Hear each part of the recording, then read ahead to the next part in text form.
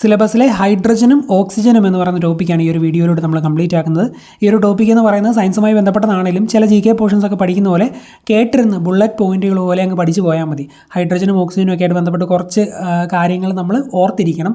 ഇത് ഒത്തിരി നമ്മളെ കൺഫ്യൂസ് ചെയ്യുന്ന സയൻസിലെ കുഴയ്ക്കുന്ന മനസ്സിലാക്കി പഠിക്കേണ്ട ഭാഗങ്ങളൊന്നുമല്ല. സിമ്പിളായിട്ട് ബുള്ളറ്റ് പോയിന്റുകൾ പോലെ ഡയറക്റ്റായിട്ട് അറിഞ്ഞിരിക്കേണ്ട കുറച്ച് കാര്യങ്ങളുള്ളൂ ഇതിനകത്ത്. അപ്പോൾ അത് ഈ വീഡിയോ കണ്ടു തീരുന്ന സമയം കൊണ്ട് നിങ്ങളങ്ങ് പഠിച്ചു പോയാൽ നിങ്ങൾക്ക് ഈ ഭാഗത്ത് നിന്ന് വരുന്ന മുഴുവൻ ചോദ്യങ്ങൾക്ക് ഉത്തരം എഴുതാൻ പറ്റും. പിന്നെ LDCക്ക് വേണ്ടിയാണ് നമ്മൾ ഈ ഒരു സീരീസ് ഇങ്ങനെ കണ്ടിന്യൂസ് ആയിട്ട് LDC ക്ലാസ്സുകളുടെ ചെയ്തു പോകുന്നത്. LDCയുടെ മുഴുവൻ ക്ലാസ്സുകളും ആദ്യമേ തന്നെ ഓർഡർ ആക്കി യൂട്യൂബിൽ നിന്നുള്ള ക്ലാസ്സുകൾ പ്ലേലിസ്റ്റ് ആക്കി പിന്നെ ഗൈഡുകളിൽ നിന്ന് പഠിക്കാൻ ആവശ്യമായിട്ടുള്ള നോട്ട് മാത്രം സ്കാൻ ചെയ്ത് PDF ആക്കിയൊക്കെ നമ്മളൊരു കോഴ്സിലോട്ട് പ്രൊവൈഡ് ചെയ്യുന്നുണ്ട്. ആ കോഴ്സിൽ എങ്ങനെ പഠിക്കണം, അതുപോലെ ഒരു തുടക്കക്കാരെ ഏത് രീതി മുന്നോട്ട് പോകണം, അങ്ങനെയുള്ള എല്ലാ കാര്യങ്ങളും നമ്മൾ പറയുന്നുണ്ട്. താല്പര്യമുള്ളവർക്ക് സ്ക്രീനിൽ കാണുന്ന ഈ ഒരു നമ്പറിൽ LDC കോഴ്സ് മെസ്സേജ് അയച്ചാൽ മതി. ജോയിൻ ചെയ്യാനുള്ള ഫോർമാലിറ്റീസ് ഞാൻ പറയുന്നതാണ്. ടെലഗ്രാം ചാനൽ വഴിയാണ് കോഴ്സ് ചെയ്യുന്നത്. അപ്പോൾ താല്പര്യമുള്ളവർ സ്ക്രീനിൽ കാണുന്ന ഈ ഒരു നമ്പറിൽ വാട്സാപ്പ് ചെയ്താൽ മതി LDC കോഴ്സ്. ഓക്കെ, സോ നമുക്ക് കാര്യങ്ങളെ കിടക്കാം. ഹൈഡ്രജൻ പീരിയോഡിക് ടേബിളിലെ ഏറ്റവും ആദ്യത്തെ എലമെൻ്റ് ആണ് ഈ ഹൈഡ്രജൻ എന്ന് പറയുന്നത്. ആവർത്തന പട്ടികയിലെ ആദ്യത്തെ മൂലകമാണ് ഹൈഡ്രജൻ. ആവർത്തന പട്ടികയിലെ ആദ്യത്തെ മൂലകമാണ് ഹൈഡ്രജൻ. ഈ ഹൈഡ്രജൻ കണ്ടുപിടിച്ചത് ഹെൻറി കാവൻഡിഷ് ആണ്. ഹായിൽ തുടങ്ങുന്ന പേര് ഹെൻറി കാവൻഡിഷ് ആണ് ഹൈഡ്രജൻ കണ്ടുപിടിച്ചത്. ഹെൻറി കാവൻഡിഷ് ഹൈഡ്രജൻ വാതകത്തിന് നൽകിയ വിശേഷണം കത്തുന്ന വായു എന്നായിരുന്നു. ഹെൻറി കാവൻഡിഷ് ഹൈഡ്രജൻ വാതകത്തിന് നൽകിയ വിശേഷണം കത്തുന്ന വായു അഥവാ ഇൻഫ്ലെയിമബിൾ എയർ. ഹൈഡ്രജൻ എന്ന പേര് നൽകിയത് ലവോസിയറാണ്. ഹൈഡ്രജൻ എന്ന പേര് നൽകിയത് ലവോസിയയാണെന്ന് ഓർത്തിരിക്കുക. ഹൈഡ്രജൻ കണ്ടുപിടിച്ചത് ഹെൻറി കാവൻഡിഷ് ആണെങ്കിലും ഹൈഡ്രജൻ എന്ന പേര് നൽകിയത് ലവോസിയയാണ്. ഹൈഡ്രജൻ എന്ന പേരിനർത്ഥം ജലം ഉൽപ്പാദിപ്പിക്കുന്നു, ഹൈഡ്രോജീൻസ് എന്നാണ്. ഹൈഡ്രജൻ എന്ന പേരിൻ്റെ അർത്ഥം ജലം ഉൽപ്പാദിപ്പിക്കുന്നു എന്നതാണ്. ജലം ഉൽപ്പാദിപ്പിക്കുന്നത്, അതാണ് ഹൈഡ്രജൻ എന്ന പേരിൻ്റെ അർത്ഥം. സ്വയം കത്തുന്ന മൂലകം അല്ലെങ്കിൽ സ്വയം കത്തുന്ന വാതകം എന്നൊക്കെ ചോദിച്ചാൽ അത് ഹൈഡ്രജൻ ആണ്. സ്വയം കത്തുന്ന മൂലകം ഹൈഡ്രജൻ. ഓർക്കുക, സ്വയം കത്തുന്ന മൂലകം ഹൈഡ്രജൻ. ആറ്റോമിക നമ്പറും മാസ് നമ്പറും ഒന്നായ മൂലകമാണ് ഹൈഡ്രജൻ. ആറ്റോമിക നമ്പറും മാസ് നമ്പറും ഒന്നായ മൂലകം ഏത് എന്ന് ചോദിച്ചാൽ ഹൈഡ്രജൻ ആണ്. 1H1 നമ്മൾ കണ്ടിട്ടില്ലേ? ആറ്റോമിക നമ്പറും മാസ് നമ്പറും ഒന്നായ മൂലകമാണ് ഹൈഡ്രജൻ. നിരോക്സീകരണത്തിൽ സ്വീകരിക്കപ്പെടുന്ന മൂലകം ഏത് എന്ന് ചോദിച്ചാലും ഹൈഡ്രജൻ ആണ്. നിരോക്സീകരണത്തിൽ സ്വീകരിക്കുന്ന മൂലകം ഹൈഡ്രജൻ ആണ്. നിരോക്സീകരണത്തിൽ സ്വീകരിക്കപ്പെടുന്ന മൂലകം ഹൈഡ്രജൻ ആണ്. എല്ലാ ആസിഡുകളിലുമുള്ള പൊതു ഘടകമാണ് ഹൈഡ്രജൻ. ഓർക്കുക, എല്ലാ ആസിഡുകളിലുമുള്ള പൊതു ഘടകം, പൊതുമൂലകം ഏതെന്ന് ചോദിച്ചാൽ അത് ഹൈഡ്രജൻ ആണ്. ഒരു ഇലക്ട്രോൺ മാത്രമുള്ള ആറ്റമാണ് ഹൈഡ്രജൻ ആറ്റം. ഹൈഡ്രജൻ ആറ്റത്തിലെ ഇലക്ട്രോൺ ഒന്നാണ്. ഒരു ഇലക്ട്രോൺ മാത്രമുള്ള ആറ്റമാണ് ഹൈഡ്രജൻ ആറ്റം. ഓർക്കുക, ഒരു ഇലക്ട്രോൺ മാത്രമുള്ള ആറ്റമാണ് ഹൈഡ്രജൻ ആറ്റം. ലോഹഗുണം പ്രദർശിപ്പിക്കുന്ന അലോഹ മൂലകമാണ് ഹൈഡ്രജൻ. ഹൈഡ്രജൻ്റെ വിശേഷണങ്ങളാണ് ലോഹഗുണം പ്രദർശിപ്പിക്കുന്ന അലോഹ മൂലകം. ലോഹഗുണം പ്രദർശിപ്പിക്കുന്ന അലോഹ മൂലകമാണ് ഹൈഡ്രജൻ. പ്രപഞ്ചത്തിൻ്റെ മൊത്തം ദ്രവ്യത്തിൻ്റെ 3/4 അടങ്ങിയിരിക്കുന്നത് ഹൈഡ്രജൻ ആണ്. പ്രപഞ്ചത്തിൻ്റെ മൊത്തം ദ്രവ്യത്തിൻ്റെ 3/4 അടങ്ങിയിരിക്കുന്ന മൂലകം ഏതെന്ന് ചോദിച്ചാൽ അത് ഹൈഡ്രജൻ ആണ്. ഓർക്കുക, പ്രപഞ്ചത്തിൻ്റെ മൊത്തം ദ്രവ്യത്തിൻ്റെ 3/4 അടങ്ങിയിരിക്കുന്ന മൂലകം ഹൈഡ്രജൻ ആണ്. ഹൈഡ്രജനാണ് ഏറ്റവും സാന്ദ്രത കുറഞ്ഞ മൂലകം. ഏറ്റവും ഡെൻസിറ്റി കുറഞ്ഞ മൂലകം ഹൈഡ്രജനാണ്. ഏറ്റവും സാന്ദ്രത കുറഞ്ഞ മൂലകമാണ് ഹൈഡ്രജൻ. ജലവും പൊട്ടാസ്യവുമായുള്ള പ്രവർത്തന ഫലമായി ഉണ്ടാകുന്ന വാതകം ഏത് എന്ന് ചോദിച്ചാലും ഹൈഡ്രജനാണ്. ജലവും പൊട്ടാസ്യവുമായുള്ള പ്രവർത്തന ഫലമായി ഉണ്ടാകുന്ന വാതകമാണ് ഹൈഡ്രജൻ. ജലവും പൊട്ടാസ്യവുമായി ഉള്ള പ്രവർത്തന ഫലമായി ഉണ്ടാകുന്ന വാതകമാണ് ഹൈഡ്രജൻ. പ്രപഞ്ചത്തിൽ ഏറ്റവും കൂടുതലുള്ള മൂലകമാണ് ഹൈഡ്രജൻ എന്ന് അറിഞ്ഞിരിക്കുക. പ്രപഞ്ചത്തിൽ ഏറ്റവും കൂടുതലുള്ള മൂലകം നമ്മൾ പറഞ്ഞായിരുന്നു. ഏറ്റവും ലഘുവായ ആറ്റമാണ് ഹൈഡ്രജൻ. ഏറ്റവും ലഘുവായ ആറ്റം, സിംപ്ലസ്റ്റ് ആറ്റം, ഏറ്റവും ലഘുവായ ആറ്റമാണ് ഹൈഡ്രജൻ. ഏറ്റവും ഭാരം കുറഞ്ഞ മൂലകം ഏതെന്ന് ചോദിച്ചാലും ഹൈഡ്രജൻ ആണ്. ഏറ്റവും ഭാരം കുറഞ്ഞ മൂലകം ഹൈഡ്രജൻ ആണ്. ഏറ്റവും ഭാരം കുറഞ്ഞ മൂലകം ഹൈഡ്രജൻ. ഒരു ഗ്രൂപ്പിലും ഉൾപ്പെടാത്ത മൂലകമാണ് ഹൈഡ്രജൻ. ഒരു ഗ്രൂപ്പിലും ഉൾപ്പെടാത്ത മൂലകം ഏതെന്ന് ചോദിച്ചാലും ഹൈഡ്രജൻ ആണ്. ആസിഡുകൾ ലോഹവുമായി പ്രവർത്തിക്കുമ്പോൾ ലഭിക്കുന്ന വാതകം ഏതെന്ന് ചോദിച്ചാലും ഉത്തരം ഹൈഡ്രജൻ ആണ്. ആസിഡുകൾ ലോഹവുമായി പ്രവർത്തിക്കുമ്പോൾ ഹൈഡ്രജൻ വാതകം ഉണ്ടാകുന്നു എന്ന് അറിഞ്ഞിരിക്കുക. ആസിഡുകൾ ലോഹവുമായി പ്രവർത്തിക്കുമ്പോൾ ഹൈഡ്രജൻ മൂലകം ഉണ്ടാകുന്നു, ഹൈഡ്രജൻ വാതകം ഉണ്ടാകുന്നു. സിങ്കും സൾഫ്യൂരിക് ആസിഡും തമ്മിൽ പ്രവർത്തിച്ചുണ്ടാകുന്ന ജ്വലിക്കുന്ന വാതകം ഏതെന്ന് ചോദിച്ചാലും ഹൈഡ്രജൻ ആണ്. സിങ്കും സൾഫ്യൂരിക് ആസിഡും തമ്മിൽ തമ്മിൽ പ്രവർത്തിച്ചുണ്ടാകുന്ന ജ്വലിക്കുന്ന വാതകം ഹൈഡ്രജനാണ്. സിങ്കും സൾഫ്യൂരിക് ആസിഡും തമ്മിൽ പ്രവർത്തിച്ചുണ്ടാകുന്ന ജ്വലിക്കുന്ന വാതകം ഹൈഡ്രജൻ.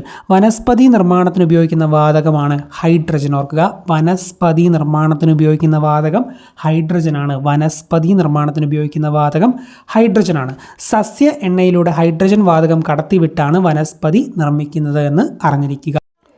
ഏറ്റവും കുറവ് ഐസോടോപ്പുകളുള്ള മൂലകമാണ് ഹൈഡ്രജൻ എന്ന് പറയുന്നത്. ഐസോടോപ്പ് എന്ന് പറയുന്നത് ഒരേ ആറ്റോമിക് നമ്പറും ഡിഫറൻറ്റ് മാസ് നമ്പറും ഉള്ള മൂലകങ്ങളാണ്. ഇപ്പോൾ ഹൈഡ്രജൻ്റെ ഐസോടോപ്പുകൾ 1H1, 1H2, 1H3 എന്നൊക്കെ നമ്മൾ പഠിച്ചിട്ടില്ലേ? ആ 3 ഐസോടോപ്പുകളേ ഉള്ളൂ ഹൈഡ്രജന്. ഏറ്റവും കുറവ് ഐസോടോപ്പുകളുള്ള മൂലകം ഹൈഡ്രജനാണ്. ഓർക്കുക, ഏറ്റവും കുറവ് ഐസോടോപ്പുകളുള്ള മൂലകം ഹൈഡ്രജനാണ്. 3 ഐസോടോപ്പുകൾ. ഇനി ഹൈഡ്രജൻ്റെ ഐസോടോപ്പുകളാണ് ഞാൻ പറയാൻ പോകുന്നത്. Protium, deuterium, tritium. Protium, deuterium, tritium. പ്രോട്ടിയത്തിൽ ഒരു പ്രോട്ടോണും ഒരു ഇലക്ട്രോണുമാണ്, ന്യൂട്രോൺ ഇല്ല. 1H1 ആണ് പ്രോട്ടിയം. പ്രോട്ടിയത്തിൽ ഒരു പ്രോട്ടോണും ഒരു ഇലക്ട്രോണുമാണുള്ളത്, ന്യൂട്രോൺ ഇല്ല. 1H1 ആണ് പ്രോട്ടിയം. ഡ്യൂട്ടീരിയം എന്ന് പറയുന്നത് ഒരു പ്രോട്ടോൺ ഒരു ഇലക്ട്രോൺ ഒരു ന്യൂട്രോൺ. ഡ്യൂട്ടീരിയം എന്ന് പറയുന്നത് ഒരു പ്രോട്ടോൺ ഒരു ഇലക്ട്രോൺ ഒരു ന്യൂട്രോൺ. 1H2 അതാണ് ഡ്യൂട്ടീരിയം, ഒരു പ്രോട്ടോൺ ഒരു ഇലക്ട്രോൺ ഒരു ന്യൂട്രോൺ. 1H3 ആണ് ട്രിഷിയം, ഒരു പ്രോട്ടോൺ ഒരു ഇലക്ട്രോൺ 2 ന്യൂട്രോൺ. ഒരു പ്രോട്ടോൺ ഒരു ഇലക്ട്രോൺ 2 ന്യൂട്രോൺ, അതാണ് ട്രിഷിയം. അപ്പോൾ ഹൈഡ്രജൻ ഏറ്റവും കുറവ് ഐസോടോപ്പുകളുള്ള മൂലകമാണ്. 3 ഐസോടോപ്പുകൾ. ഹൈഡ്രജൻ്റെ ഐസോടോപ്പുകൾ protium, deuterium, tritium. Protium 1H1, deuterium 1H2, tritium 1H3. Okay, അടുത്ത പോയിന്റ്, ഏറ്റവും കൂടുതൽ കലോറിക മൂല്യമുള്ള ഇന്ധനമാണ് ഹൈഡ്രജൻ. ഏറ്റവും കൂടുതൽ കലോറിക മൂല്യമുള്ള ഇന്ധനം ഏതെന്ന് ചോദിച്ചാൽ അത് ഹൈഡ്രജനാണ്. സാധാരണ ഹൈഡ്രജൻ എന്നറിയപ്പെടുന്നത് പ്രോട്ടിയമാണ്. ഹൈഡ്രജൻ്റെ 3 ഐസോടോപ്പുകളിൽ 1H1 ആയ പ്രോട്ടിയമാണ് സാധാരണ ഹൈഡ്രജൻ. നോർമൽ ഹൈഡ്രജൻ എന്നറിയപ്പെടുന്നത് പ്രോട്ടിയമാണ്.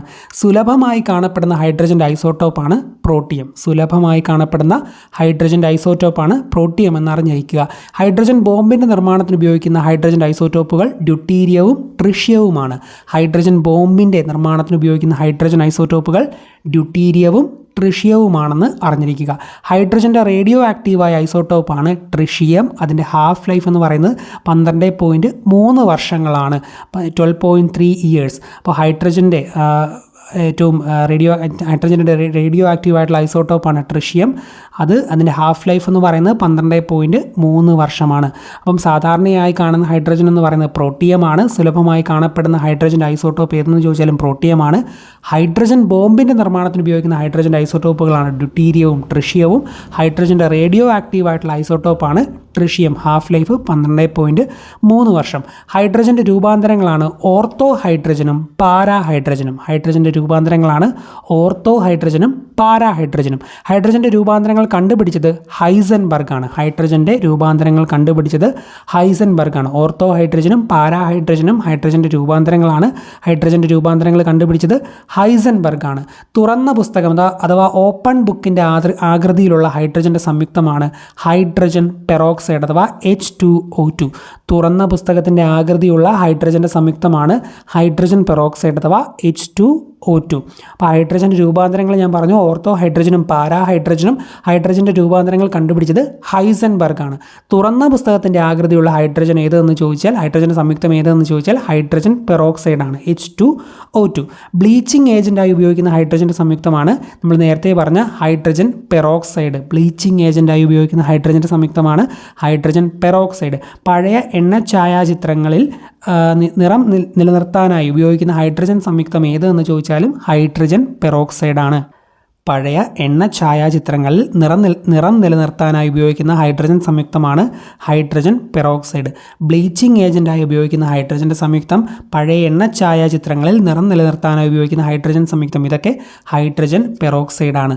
മനുഷ്യനിർമ്മിത പെട്രോളായി ഉപയോഗിക്കുന്നത് ഹൈഡ്രജനാണ്. അതുപോലെ ഹൈഡ്രജനെ ഗാർഹിക ഇന്ധനമായി ഉപയോഗിക്കാതിരിക്കാൻ കാരണം അതിൻ്റെ സ്ഫോടക സാധ്യതയാണെന്നും അറിഞ്ഞിരിക്കുക. മനുഷ്യനിർമ്മിത പെട്രോളായി ഉപയോഗിക്കുന്നത് ഹൈഡ്രജനാണ്. ഹൈഡ്രജനെ ഗാർഹിക ഇന്ധനമായി ഉപയോഗിക്കാതിരിക്കാൻ കാരണം അതിൻ്റെ സ്ഫോടക സാധ്യതയാണ്.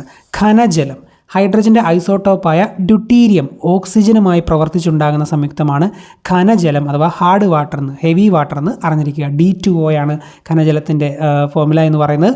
ഹൈഡ്രജൻ്റെ ഐസോട്ടോപ്പായ ഡ്യൂട്ടീരിയം ഓക്സിജനുമായി പ്രവർത്തിച്ചുണ്ടാകുന്ന സംയുക്തമാണ് ഖനജലം. പ്രകൃതിദത്ത ജലത്തിൽ 6000-1 ഭാഗം ഖനജലമായിരിക്കുമെന്ന് അറിഞ്ഞിരിക്കുക.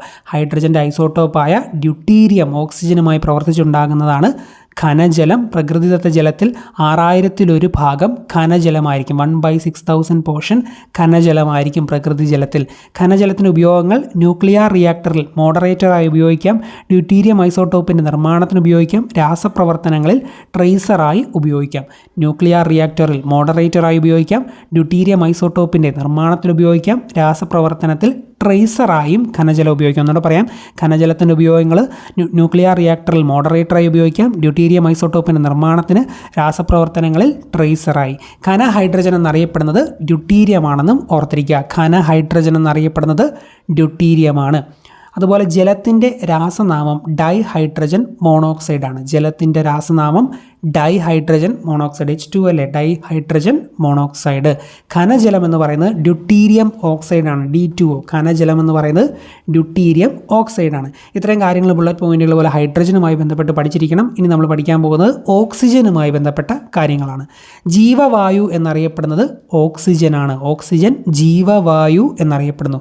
ഓക്സിജൻ വാതകം കണ്ടുപിടിച്ച ശാസ്ത്രജ്ഞൻ ജോസഫ് പ്രീസ്റ്റ്ലിയാണ്. ഓക്സിജൻ വാതകം കണ്ടുപിടിച്ച ശാസ്ത്രജ്ഞൻ ജോസഫ് പ്രീസ്റ്റ്ലി. ആദ്യമായി ഓക്സിജൻ വാതകം കണ്ടുപിടിച്ചത് കാൾ വില്യം ഷീലയാണെന്ന വാദവും നിലനിൽക്കുന്നു. ജോസഫ് പ്രീസ്റ്റ്ലി ഉത്തരമായി ഓപ്ഷനിലില്ലാത്ത PSC ചോദ്യങ്ങളിൽ കാൾ വില്യം ഷീലെ ഉത്തരമായി നൽകാവുന്നതാണ്. അപ്പം ഓക്സിജൻ കണ്ടുപിടിച്ചത് ജോസഫ് പ്രീസ്റ്റ്ലി ആണെന്ന് അറിഞ്ഞിരിക്കുക. ജോസഫ് പ്രീസ്റ്റ്ലി ഇല്ല, കാൾ വില്യം ഷീലയാണ് ഓപ്ഷനിൽ കൊടുത്തേക്കുന്നതെങ്കിൽ അത് ഉത്തരമായിട്ട് നിങ്ങൾ എഴുതിക്കൊള്ളുക എന്ന് മനസ്സിലാക്കുക. ഓക്സിജൻ എന്ന പേര് നൽകിയ ശാസ്ത്രജ്ഞൻ ലവോസിയാണ്. നമ്മുടെ ഹൈഡ്രജൻ എന്ന പേര് നൽകിയ അതേ വ്യക്തി തന്നെയാണ് ഓക്സിജൻ എന്ന പേര് നൽകിയത്, ലവോസിയെ. ആസിഡ് ഉണ്ടാക്കുന്നത് എന്നർത്ഥം വരുന്ന ഓക്സിജീൻസ് എന്ന വാക്കിൽ നിന്നാണ് ഓക്സിജൻ എന്ന പേര് സ്വീകരിച്ചത്. ആസിഡ് ഉണ്ടാക്കുന്നത് എന്നർത്ഥം വരുന്ന ഓക്സിജീൻസ് എന്ന വാക്കിൽ നിന്നാണ് ഓക്സിജൻ എന്ന പേര് സ്വീകരിച്ചത്. ഓക്സിജൻ വ്യാവസായികമായി നിർമ്മിക്കുന്ന പ്രക്രിയയാണ് അംശിക സ്വേദനം. ഓക്സിജൻ വ്യാവസായികമായി നിർമ്മിക്കുന്ന പ്രക്രിയയ്ക്ക് പറയുന്ന പേര് അംശിക സ്വേദനം എന്നാണ്. ഓക്സിജൻ വ്യാവസായികമായി നിർമ്മിക്കുന്ന പ്രക്രിയ അംശിക സ്വേദനം. ശ്വസനത്തിന് ഉപയോഗിക്കുന്ന വാതകമാണ് ഓക്സിജൻ. ശ്വസനത്തിന് ഉപയോഗിക്കുന്നത് ഏത് വാതകമാണെന്ന് ചോദിച്ചാൽ നമുക്കറിയാം, ഓക്സിജനാണ്. സസ്യങ്ങൾ പ്രകാശ സംശ്ലേഷണത്തിലൂടെ പുറത്തുവിടുന്ന വാതകം ഓക്സിജനാണ്. ഫോട്ടോസിന്തസിസ് നടക്കുമ്പോൾ സസ്യങ്ങൾ പുറത്തുവിടുന്നത് ഓക്സിജനാണ്. റോക്കറ്റിൽ ഓക്സിഡൈസറായി ഉപയോഗിക്കുന്ന മൂലകമാണ് ദ്രാവക ഓക്സിജൻ. റോക്കറ്റിൽ ഓക്സിഡൈസറായി ഉപയോഗിക്കുന്നത് ദ്രാവക ഓക്സിജനാണ്. ഓർക്കുക, റോക്കറ്റിൽ ഓക്സിഡൈസറായി ഉപയോഗിക്കുന്നത് ദ്രാവക ഓക്സിജനാണ്. അന്തരീക്ഷത്തിൻ്റെ 21% ഓക്സിജനാണ്. അന്തരീക്ഷത്തിൽ ഓക്സിജൻ്റെ അളവ് 21%. ഓർക്കുക, അന്തരീക്ഷത്തിൽ ഓക്സിജൻ്റെ അളവ് 21%. കത്താൻ സഹായിക്കുന്ന വാതകം എന്നറിയപ്പെടുന്നത് ഓക്സിജനാണെന്ന് മനസ്സിലാക്കുക. ഓക്സിജൻ കത്താൻ സഹായിക്കുന്ന വാതകം എന്നറിയപ്പെടുന്നു. കത്താൻ സഹായിക്കുന്ന വാതകമാണ് ഓക്സിജൻ. മനുഷ്യ ശരീരത്തിൽ ഏറ്റവും കൂടുതലായി അടങ്ങിയിട്ടുള്ള മൂലകമാണ് ഓക്സിജൻ. ഓർക്കുക, മനുഷ്യ ശരീരത്തിൽ ഏറ്റവും കൂടുതലായിട്ടുള്ള അടങ്ങിയിട്ടുള്ള മൂലകം ഓക്സിജനാണ്. മനുഷ്യ ശരീരത്തിൽ ആഹാരം ഓക്സിജൻ വാതകവുമായി പ്രവർത്തിച്ചാണ് ഊർജ്ജമുണ്ടാകുന്നത്. മനുഷ്യ ശരീരത്തിൽ ആഹാരം ഓക്സിജൻ വാതകവുമായി പ്രവർത്തിച്ചാണ് ഊർജ്ജമുണ്ടാകുന്നത്. മനുഷ്യ ശരീരത്തിൽ ആഹാരം ഓക്സിജൻ വാതകവുമായി പ്രവർത്തിച്ചാണ് ഊർജ്ജമുണ്ടാകുന്നത്. ഭൂവൽക്കത്തിൽ ഏറ്റവും കൂടുതലായി കാണപ്പെടുന്ന മൂലകം ഏത് എന്ന് ചോദിച്ചാലും ഓക്സിജനാണ്. ഭൂവൽക്കത്തിൽ ഏറ്റവും കൂടുതലായി കാണപ്പെടുന്ന മൂലകം ഓക്സിജൻ. ഭൂവൽക്കത്തിൽ ഏറ്റവും കൂടുതലായി കാണപ്പെടുന്ന മൂലകം ഓക്സിജൻ. നിറം, മണം, രുചി എന്നിവയില്ലാത്ത വാതകമാണ് ഓക്സിജൻ. ഓക്സിജൻ വാതകത്തിന് നിറമില്ലെങ്കിലും ഖരാവസ്ഥയിലും ദ്രാവകാവസ്ഥയിലും ഇളം നീല നിറത്തിൽ കാണപ്പെടുന്നു. നിറം, മണം, രുചി എന്നിവയില്ലാത്ത വാതകമാണ് ഓക്സിജൻ. ഓക്സിജൻ വാതകത്തിന് നിറമില്ലെങ്കിലും ഖരാവസ്ഥയിലും ദ്രാവകാവസ്ഥയിലും ഇളം നീല നിറത്തിൽ കാണപ്പെടുന്നു. സോ നിറം, മണം, രുചി എന്നിവയില്ലാത്ത വാതകമാണ് ഓക്സിജൻ എന്ന് അറിഞ്ഞിരിക്കുക. ഒരു പദാർത്ഥം ഓക്സിജനുമായി പ്രവർത്തിക്കുന്ന പ്രതിഭാസമാണ് ജ്വലനം. ഒരു പദാർത്ഥം ഓക്സിജനുമായി പ്രവർത്തിക്കുന്ന പ്രതിഭാസത്തിൻ്റെ പേരാണ് ജ്വലനം. ശുദ്ധജലത്തിലെ ഓക്സിജൻ്റെ അളവ് 89%. ശുദ്ധജലത്തിലെ ഓക്സിജൻ്റെ അളവ് എത്ര എന്ന് ചോദിച്ചാൽ 89%. 89%. ശുദ്ധജലത്തിലെ ഓക്സിജൻ്റെ അളവ് 89%. മുങ്ങൽ വിദഗ്ധർ ശ്വസിക്കാൻ ഉപയോഗിക്കുന്ന ഗ്യാസ് സിലിണ്ടറുകളിൽ ഉപയോഗിക്കുന്നത് ഓക്സിജൻ്റെയും ഹീലിയത്തിൻ്റെയും മിശ്രിതമാണ്. മുങ്ങൽ വിദഗ്ധർ ശ്വസിക്കാൻ ഉപയോഗിക്കുന്ന ഗ്യാസ് സിലിണ്ടറുകളിൽ ഉപയോഗിക്കുന്നത് ഓക്സിജൻ്റെയും ഹീലിയത്തിൻ്റെയും മിശ്രിതമാണെന്ന് അറിഞ്ഞിരിക്കുക. ഓക്സിജൻ ദ്രാവകമായി മാറുന്ന താപനില 183 ഡിഗ്രി സെൽഷ്യസ് അഥവാ -297 ഡിഗ്രി ഫാരൻഹീറ്റ്. പ്രധാനപ്പെട്ടതാണ്. ഓക്സിജൻ ദ്രാവകമായി മാറുന്ന താപനില 183 ഡിഗ്രി സെൽഷ്യസ് അഥവാ -293 ഫാരൻഹീറ്റ്. ഓക്സിജൻ ഖരമായി മാറുന്ന അവസ്ഥ -219 ഡിഗ്രി സെൽഷ്യസ് അഥവാ -362 ഫാരൻഹീറ്റ്. ഓക്സിജൻ ഖരമായി മാറുന്നത് -219 ഡിഗ്രി സെൽഷ്യസ് അഥവാ -362 ഫാരൻഹീറ്റ്. ഓക്സിജൻ ദ്രാവകമായി മാറുന്നത് 183 ഡിഗ്രി സെൽഷ്യസ്, ഖരമായി മാറുന്നത് -219 ഡിഗ്രി സെൽഷ്യസ്. ഓക്സിജൻ്റെ രൂപാന്തരമാണ് ഓസോൺ. O3 എന്നാണ് ഓസോണെ പറയുന്നത്, ഓസോണിൻ്റെ ഫോർമുല. അപ്പോൾ ഓക്സിജൻ്റെ രൂപാന്തരം ഓസോൺ. ഒരു ഓസോൺ തന്മാത്രയിലെ ആറ്റങ്ങൾ എത്രയെന്ന് ചോദിക്കാറുണ്ട് PSC. അത് 3 ആണ്. O3 എന്നല്ലേ ഓസോൺ. അപ്പോൾ ഓസോണിൽ 3 ആറ്റങ്ങൾ. ഒരു ഓസോൺ തന്മാത്രയിലെ ആറ്റങ്ങൾ 3. ഒരു ഓസോൺ തന്മാത്രയിലെ ആറ്റങ്ങൾ 3. ഓസോൺ കവചം ഉൾക്കൊള്ളുന്ന അന്തരീക്ഷത്തിലെ പാളിയാണ് സ്ട്രാറ്റോസ്ഫിയർ. ഓർക്കുക, ഓസോൺ കവചമുള്ള അന്തരീക്ഷത്തിലെ പാളി, ഇത് PSC എപ്പോഴും ചോദിക്കുന്നതാണത്, സ്ട്രാറ്റോസ്ഫിയർ ആണ്. ഓസോൺ പാളിയെ നശിപ്പിക്കുന്ന വാതകങ്ങൾ CFCയും കാർബൺ മോണോക്സൈഡുമാണ്. ക്ലോറോ ഫ്ലൂറോ കാർബണും കാർബൺ മോണോക്സൈഡുമാണ് ഓസോൺ പാളിയെ നശിപ്പിക്കുന്ന വാതകങ്ങൾ. CFCയും കാർബൺ മോണോക്സൈഡുമാണ് ഓസോൺ പാളിയെ നശിപ്പിക്കുന്ന വാതകങ്ങൾ. ഓസോൺ എന്ന ഗ്രീക്ക് പദത്തിനർത്ഥം ഞാൻ മണക്കുന്നു എന്നതാണ്. ഞാൻ മണക്കുന്നു. അന്താരാഷ്ട്ര ഓസോൺ ദിനം സെപ്റ്റംബർ 16 ആണ്. അന്തരീക്ഷത്തിലെ ഓസോണിൻ്റെ അളവ് 0.0001% ആണ്. അന്തരീക്ഷത്തിലെ ഓസോണിൻ്റെ അളവ് 0.0001% ആണെന്ന് അറിഞ്ഞിരിക്കുക. അപ്പം അന്താരാഷ്ട്ര ഓസോൺ ദിനം സെപ്റ്റംബർ 16 അന്താരാഷ്ട്ര ഓസോൺ ദിനം. ഓസോണിൻ്റെ നിറം ഇളം നീലയാണ്. ഓസോണിൻ്റെ നിറം ഏത് എന്ന് ചോദിച്ചാൽ ഇളം നീല. ഓക്സിജൻ്റെ പ്രധാന ഐസോട്ടോപ്പുകളാണ് ഓക്സിജൻ 16, ഓക്സിജൻ 17, ഓക്സിജൻ 18. ഓക്സിജൻ്റെ പ്രധാന ഐസോട്ടോപ്പുകൾ ഓക്സിജൻ 16, ഓക്സിജൻ 17, ഓക്സിജൻ 18.